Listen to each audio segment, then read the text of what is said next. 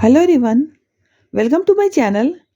Guys, इस video में मैं आपसे कुछ बातें करने आई हूँ मेजर इश्यूज़ के विषय में। मैं ऐसे बहुत से कमेंट्स देख रही हूँ जिनमें मुझे फ़ील हो रहा है कि आप लोग अपने पर्सन से काफ़ी दुखी हैं, काफ़ी नाराज़ हैं। इसका कारण ये है कि उनके द्वारा आपको दिया गया पेन, आपने इतना दर्द उनसे पाया है अपने पर्सन से कि अब आपको उनमें कोई अच्छाई ही नज़र नहीं आ रही है। जबकि मेरा ये मानना है कि दुनिया में कोई भी सोल खराब नहीं है। सभी सोल प्योर हैं, क्योंकि सभी सोल को ईश्वर ने ही बनाया है।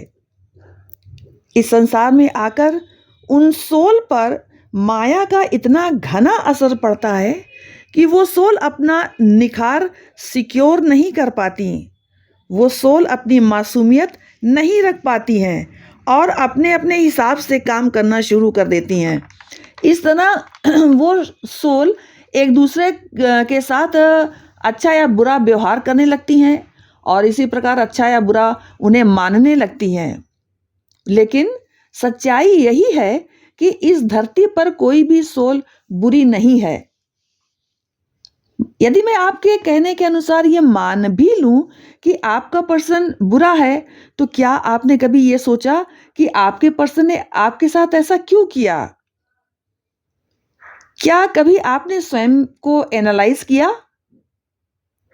आप ये सोचते रहे कि मैंने तो अपने पर्सन को अपना 100% दिया, उनकी लाइकिंग और डिसलाइकिंग का पूरा-पूरा ध्यान रखा, मगर बदले में मुझे क्या मिला? मैं आपकी इस बात से एग्री करती हूँ कि आपके प्रेम में पूरी तरह से सच्चाई थी। आप पूर्ण रूप से अपने पर्सन के प्रति समर्पित थे। मगर आप ये भी तो सोचिए कि आपके पर्सन आपको क्या लेसन सिखाने आए थे?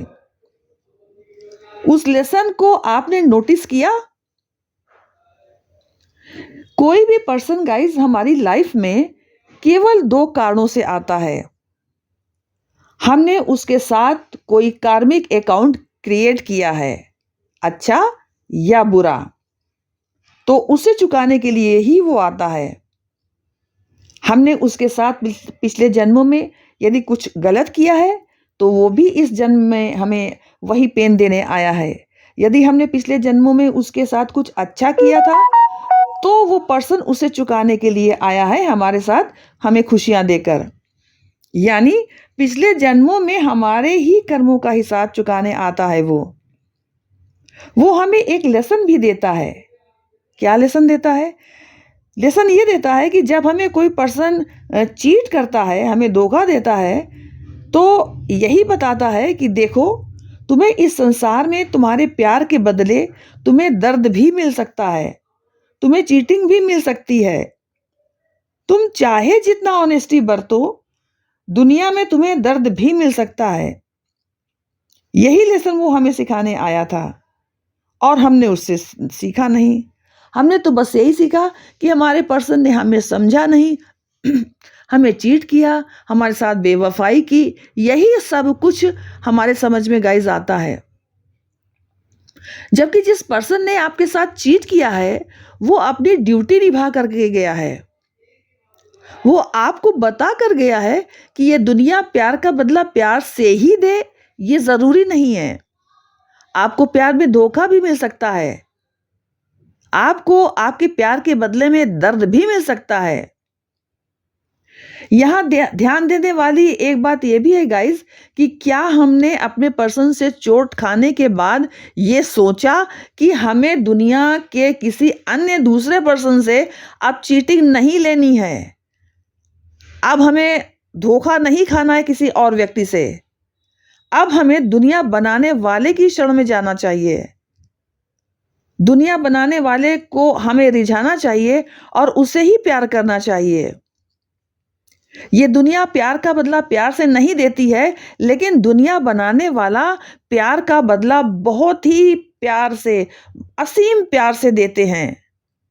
वो हमारे थोड़े से ही प्यार का बदला अनंत प्यार से देते हैं। ये हमने नहीं सोचा गाइस।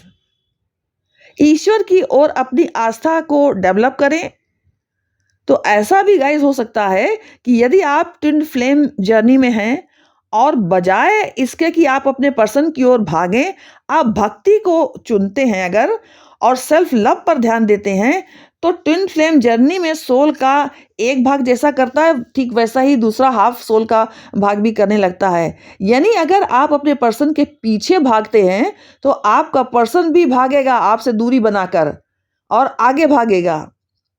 यही जो स्थिति है वो रनर एंड चेजर की स्थिति कहलाती है। इसके विपरीत यदि आप ईश्वरीय भक्ति में लगते हैं गाइस, तो और अपने सेल्फ लव पर ध्यान देते हैं, तो आपका जो पर्सन है वो आपकी ओर फिर से आकर्षित हो सकता है, क्योंकि आपकी भक्ति से आपके पर्सन की अवेकनिंग हो सकती है।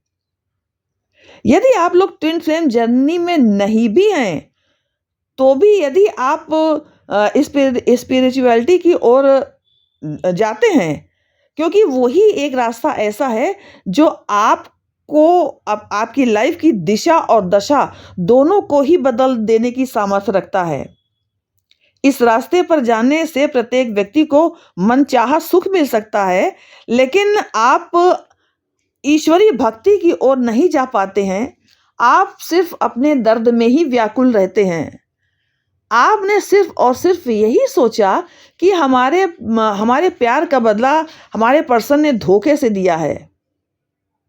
गाइस, वो आपके प्यार का बदला आपको प्यार से कैसे देता? एक तो हमारा उससे कार्मिक अकाउंट था, वो उसे चुकाना था, उसे क्लियर करना था, और वो ये बताने आया था आपको कि मत भागो दुनिया के पीछे, तुम्हें ईश्वर की शरण में जाना ही चाहिए। अगर हम ऐसा नहीं सोच पाए कि हमें प्यार के बदले प्यार नहीं मिलता है, तो हमें संसार में अब नहीं किसी और के धोखे में फंसना है, नहीं किसी का इंतजार करना है, तो हमारे प्यार को जो दुनिया बनाने वाला है वो हमारे प्यार को अपने अनंत प्यार से मतलब प्यार निछावर वो कर देगा हमारे ऊपर, अगर हम अपने पर्सन के पीछे भागने की बजाय ईश्वर की भक्ति में लगते हैं तो। और हमारा जो पर्सन जो हमें छोड़ के चला गया है, वो हमें यही सिखाने आया था कि दुनिया से सिर्फ उतना प्यार करो जितना दुनिया डिजर्व करती है। मैं ये नहीं कहती कि आप दुनिया को प्यार करना छोड़ दो, दुनिया से नफरत नहीं करनी है आपको, लेकिन अगर आपने ये फेथ डेवलप कर लिया कि दुनिया में प्यार का बदला प्यार से नहीं मिल सकता है, मगर दुनिया बनाने वाले को अगर प्यार किया जाए तो वो आपके प्यार के बदले बेशुमार ब्लेसिंग्स से आपकी लाइफ को भर देने की टेंडेंसी रखता है, तो गाइज आप इतना परेशान और दुखी नहीं रहते। तो यह सोचकर कि यदि आप ईश्वर की भक्ति की ओर बढ़ते हैं, तो आप अपने पर्सन को जो आपको छोड़कर थर्ड पार्टी में चला गया है, उसे आप धन्यवाद देंगे और आप उससे ये कहेंगे कि अच्छा वो जो तुमने मेरे साथ ये सब कुछ किया, कम से कम मुझे भक्ति की राह पर चलने की प्रेरणा तो तुम्हारे दर्द ने दिया। अब मुझे समझ में ये बात आ चुकी है कि मैं इस धरती पर क्यों आया या क्यों आई। मैं तो केवल ईश्वर को पाने के लिए ही आई थी, यही मेरे जन्म का उद्देश्य था। ये आप सोचेंगे। हमारा पर्सन यही सिखाने गाइस हमें आया था कि दुनिया में मत फंसो, फंसना ही है तो ईश्वरीय भक्ति की राह पर फंसो, ईश्वर का प्यार पाने की कोशिश करो, दुनिया को अनकंडीशनल लव नहीं दो, केवल उतना ही लव करो दुनिया से जितना वो डिजर्व करती है। अनकंडीशनल लव देने का अर्थ ये नहीं होना चाहिए कि एक पक्ष तो अपना पूरा प्यार उड़ेल दे रहा है और दूसरा पक्ष उसे पीछा छुड़ाकर भागने की कोशिश कर रहा है। इस तरह की स्थिति में जो पक्ष अनकंडीशनल लव देगा, उसकी आत्मा बेहद दुखी रहेगी।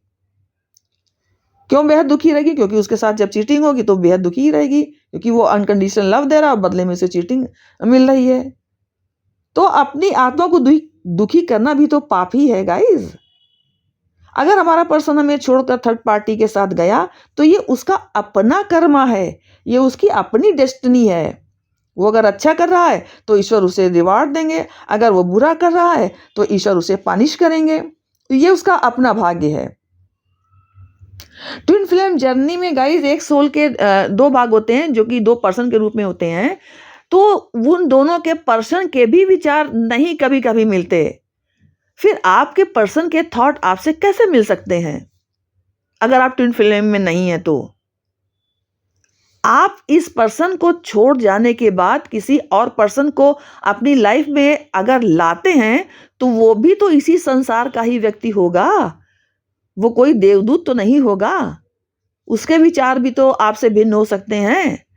वेरिएशन आप किस लेवल तक टॉलरेट करेंगे गाइस? आपके पहले पर्सन के विचार भी आपसे काफ़ी भिन्न होंगे और आपने काफ़ी टॉलरेट किए होंगे। इसके बाद फिर से आपको टॉलरेट करना पड़ेगा। तो ये सिलसिला तब तक चल सकता है जब तक आप ये समझ नहीं जाते कि आपको भक्ति की राह पर चलना ही है।